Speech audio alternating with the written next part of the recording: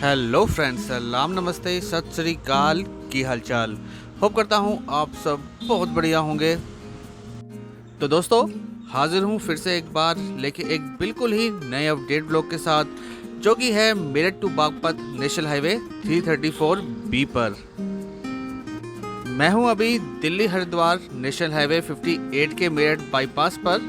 Actually bypass मेरे right side है, जो फ्लाईओवर जा रहा है, मैं उसकी सर्विस रोड पर हूँ। और मेरे आगे है एक चौराहा। मेरठ बाईपास पर बने हुए इस अंडरपास से अगर हम राइट जाएंगे तो हम पहुंच जाएंगे मेरठ शहर की ओर।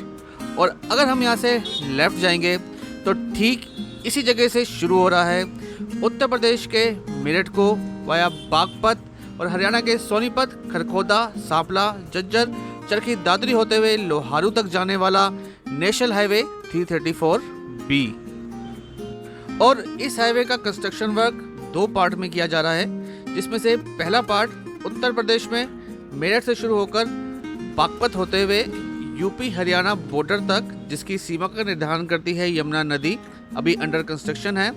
और इसका दूसरा पार्ट हरियाणा में यूपी हरियाणा बॉर्डर से ही शुरू होकर सोनीपत, खरखोदा, सांपला, झज्जर, चरखी दादरी होते हुए लोहारू तक बनाया जाना था, जो कि कंप्लीट हो चुका है, ऑपरेशनल हो चुका है।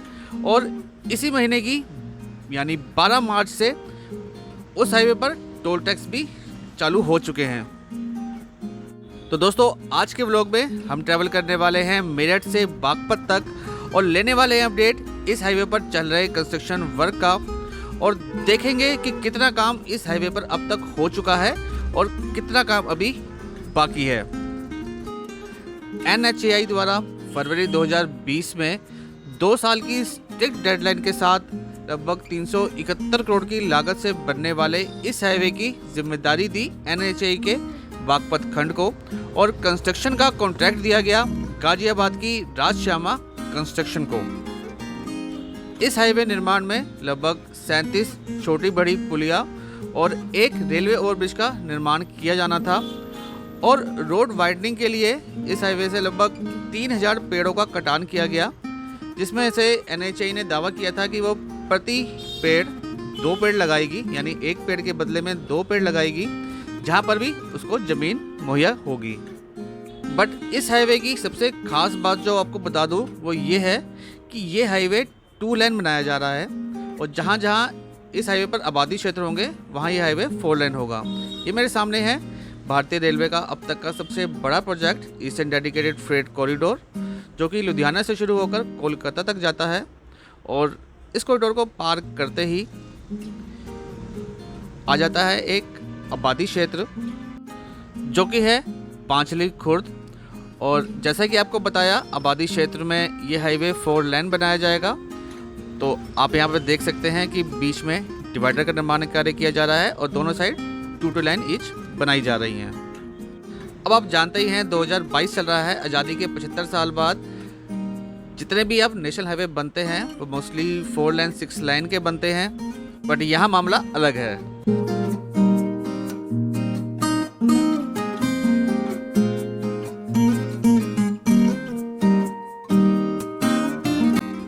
यह है नंगला जमालपुर और यहाँ पर भी जैसा कि आपको बताया आबादी क्षेत्र है, तो 4 लेन हाईवे है। और इस आबादी क्षेत्र से जैसे ही हम बाहर की साइड चलेंगे, बागपत की दिशा में आगे बढ़ेंगे, तो ये हाईवे फिर से 2 लेन हो जाएगा। बाकी आबादी क्षेत्र में दोनों ओर नालों का निर्माण भी किया गया है।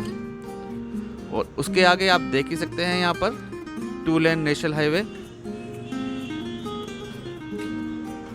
बहुत शिकायत है लोगों को इस 2 लेन की वजह से।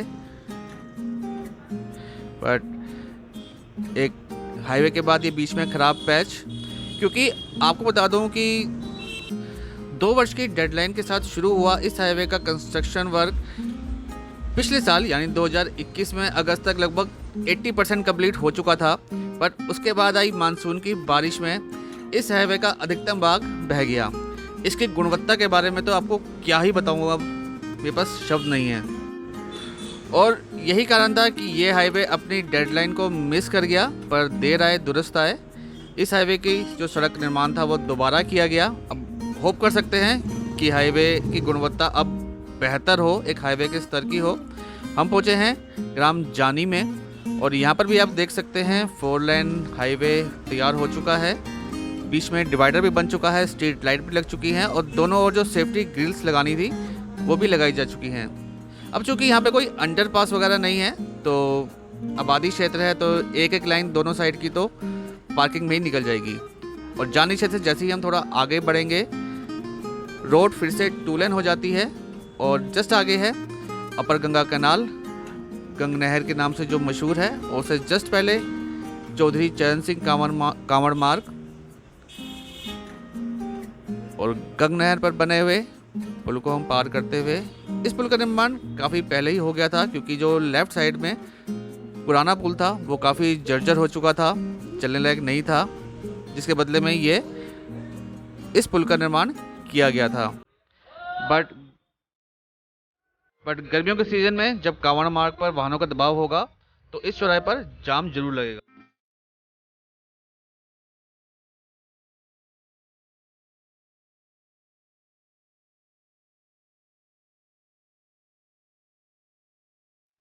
और न्यूली कंस्ट्रक्टेड 2 लेन हाईवे के बाद हम फिर से पहुंचे हैं 4 लेन हाईवे की ओर, यानी एक आबादी क्षेत्र जो कि है गांव रघुनाथपुर। और जैसे कि आप देख ही सकते हैं यहाँ पर भी हाईवे एकदम तैयार है। बोथ साइड 4 लेन हाईवे और दोनों साइड सेफ्टी ग्रिल्स और बीच में डिवाइडर और उस पर लगी हुई स्ट्रीट लाइट। और आबादी क्षेत्र से जैसे ही थोड़ा आगे बढ़ेंगे फिर से 2 लेन हाईवे आपका स्वागत करता है। और आगे बढ़ते हुए एक बार फिर से आबादी क्षेत्र, ये गांव है डालूहेड़ा। और आबादी क्षेत्र भी अगर सड़कें बन जाएं तो आप समझिए कि काम काफ़ी हद तक कंप्लीट हो चुका है। और रीज़न तो आपको पता ही है, अगर सड़क की गुणवत्ता शुरू से ही अच्छी बनाई जाती तो ये हाईवे बहुत पहले ही तैयार हो चुका होता। और डालूहेड़ा से जैसे ही हम आगे बढ़ेंगे ये बिल्कुल नई रोड कंस्ट्रक्ट की गई है क्योंकि जो पुरानी रोड थी वो मेरे लेफ़्ट साइड में आप देख सकते हैं दूर से घूम के आती थी, जिसको अब शॉर्ट करके सीधी रोड बना दी गई है। और यहाँ पे हल्का सा ये राइट टर्न लेते हुए हम पहुँच गए अब हिंडन नदी पर बने हुए ब्रिज पर। यह ब्रिज भी पहले से ही कंस्ट्रक्ट किया गया था क्योंकि जो इस पर भी पुराना ब्रिज था वो काफ़ी जर्जर हो चुका था। तो नए हाईवे पर क्योंकि 2 लेन ही है और ये ब्रिज भी 2 लेन का ही बनाया गया था तो इसी ब्रिज का यूज़ किया गया है।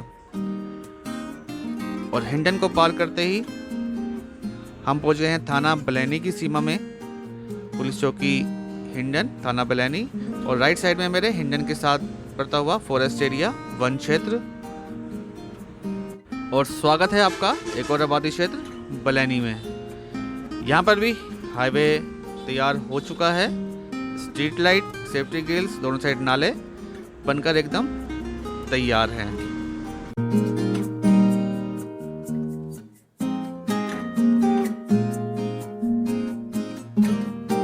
और बलैनी से जस्ट आगे बढ़ते ही आपको बता दूं कि पहले तो मेरठ से बागपत तक का सफ़र फ्री हुआ करता था, यानी टोल फ्री था। बट अब चूंकि ये नेशनल हाईवे है, भले ही 2 लेन बनाया गया है बट नेशनल हाईवे है, तो अब यहाँ पर एक टोल टैक्स बूथ ही बनाया जा रहा है, फी प्लाज़ा।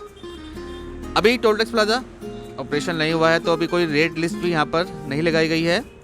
और यहाँ पर आरसीसी रोड का निर्माण किया गया है जो कि एनएचए का स्टैंडर्ड है कि टोल टैक्स बूथ के दोनों साइड 500 मीटर तक आरसीसी रोड का निर्माण कार्य किया जाता है।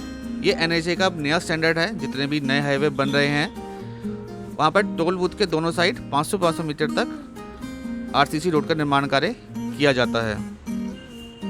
और टोल टैक्स बूथ से जैसे ही हम आगे की ओर बढ़ेंगे 2 लेन नेशनल हाईवे, और थोड़ी आगे बढ़ते ही राइट साइड में है नेशनल हाईवे 334P की जो कंस्ट्रक्शन कंपनी है राज श्यामा, उसका आरएमसी प्लांट और स्टॉक यार्ड। काफ़ी बड़े एरिया में ये प्लांट यहाँ पर लगाया गया था जिससे पूरे एरिया में सप्लाई की जा रही थी माल की।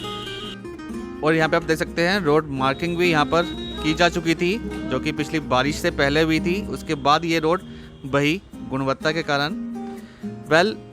आगे बढ़ते हुए एक बार फिर से यहाँ पर 4 लेन हाईवे आबादी क्षेत्र जो कि है जगह ये सिंघावली अहीर। और यहाँ पर भी आप देख सकते हैं हाईवे एकदम तैयार हो चुका है। मेरठ से जब से मैंने अपना सफ़र शुरुआत की है इस हाईवे पर, कुछ एक जगह को छोड़ के, जहाँ पर मेरठ के अंदर ही और कुछ एक पैचेस को छोड़ के हाईवे कंप्लीट हो चुका है।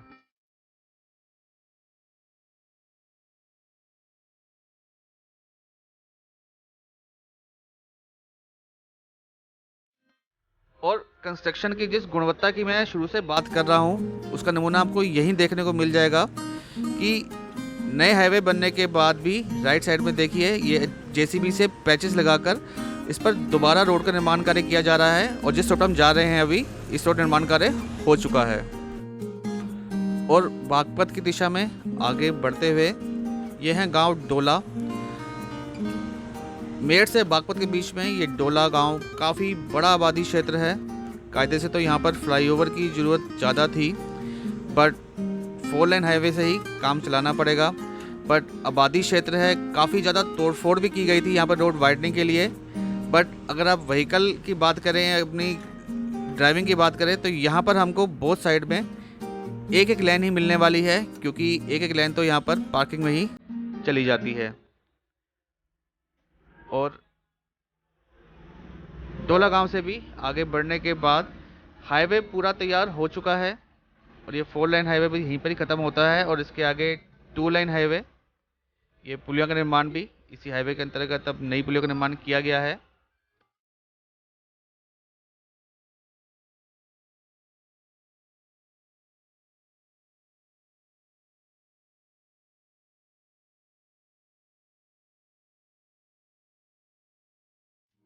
और यहाँ से एक राइट साइड में रोड जाती है मीतली गांव की ओर। तो दोस्तों, जब इस हाईवे का प्रोजेक्ट बना था, नेशनल हाईवे 334B का प्रोजेक्ट बना था, तब इसी मीतली गांव के पास से एक बाईपास का निर्माण कार्य किया जाना था, जो कि अग्रवाल मंडी टटेरी और बागपत को बाईपास करता हुआ नेशनल हाईवे 709B पर गौरीपुर गांव के पास जाकर मिलना था। बट इस बाईपास के बन जाने से बागपत शहर से जो सीधी कनेक्टिविटी मेरठ के लिए है, वो थोड़ी सी गड़बड़ा जाती, वो पुरानी रोड ही रह जाती यहाँ से लेकर बागपत तक। तो इस वजह से इस बाईपास को कैंसिल करके बागपत तक बनाया गया।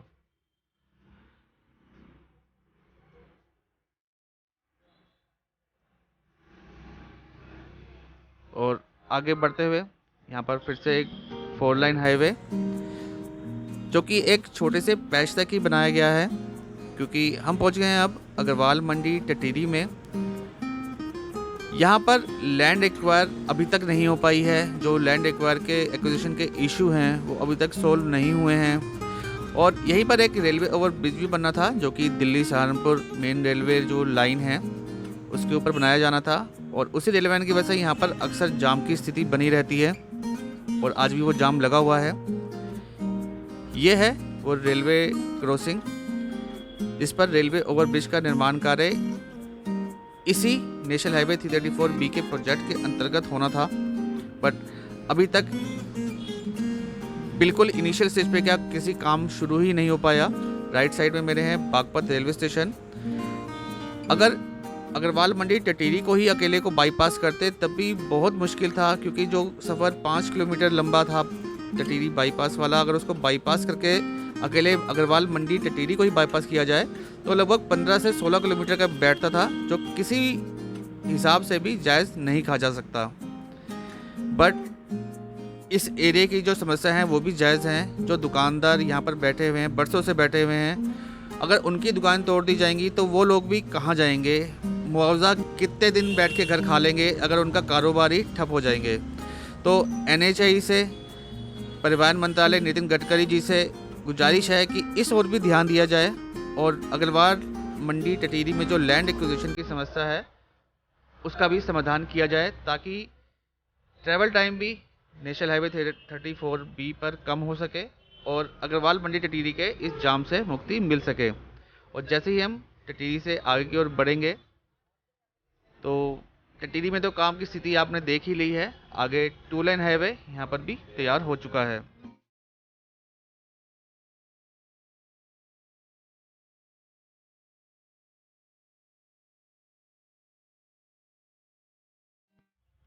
और बागपत की दिशा में आगे बढ़ते हुए हम पहुंच गए हैं बागपत रूरल एरिया में। राइट साइड में थोड़ा बागपत का इंडस्ट्रियल एरिया भी पड़ता है, काफ़ी पुरानी फैक्ट्रियाँ यहाँ पर हैं। और यहाँ पर न्यूली कंस्ट्रक्ट 4 लाइन हाईवे एकदम तैयार है। डिवाइडर पर मिट्टी भराव का काम किया जा रहा है और अभी स्ट्रीट लाइट लगाने का काम अभी बाकी है। बट दोनों साइड आप देख सकते हैं थोड़ा ध्यान से, नालों का निर्माण कार्य हो चुका है और बीच बीच में जहाँ आबादी क्षेत्र है, जो थोड़ा मकान है, वहाँ पर सेफ्टी ग्रिल्स भी लगा दी गई हैं। भले ही अपने डेडलाइन से काफ़ी पीछे चल रहा है काम, लेकिन होप करते हैं आने वाले कुछ महीनों में इस हाईवे का जो जितना भी काम 2 लाइन हो पूरा कंप्लीट हो जाएगा। और कहते हैं ना, जो मिला पहले से तो अच्छा ही मिला, तो इसकी भी संतुष्टि रखते हुए हम पहुंच गए हैं अब बागपत के मेन चौराहे पर। और ये हाईवे भी बागपत तक बस यहीं तक है, यहाँ से आगे सोनीपत तक आपको अगली वीडियो में ले जाऊंगा। तो होप करता हूँ आपको आज की वीडियो अच्छी लगी होगी। अच्छी लगी हो तो लाइक शेयर सब्सक्राइब जरूर करें। मिलते हैं अगली वीडियो में। जय हिंद।